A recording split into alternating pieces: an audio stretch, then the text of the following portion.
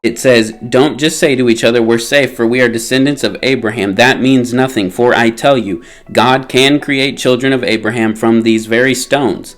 Even now, verse 10, even now the axe of God's judgment is poised, ready to sever the roots of the trees.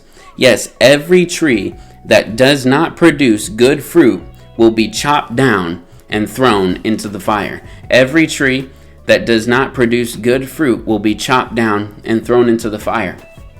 If you know anything about the scriptures, where would this remind you of? If you think about John chapter 15, he said, if you abide in me and I abide in you, you'll bear much fruit.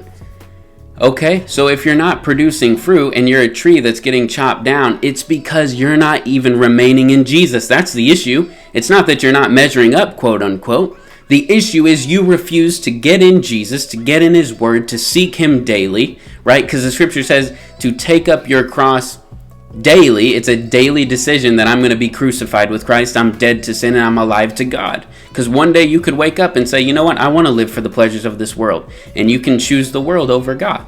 But we are the people that choose God daily. We want to serve God daily. We want to love God with everything that we are daily. Okay, so if you abide in him, you'll produce much fruit.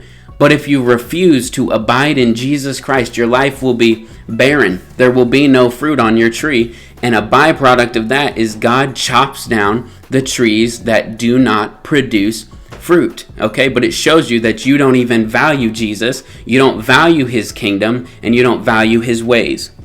So that's why you're removed from the scene.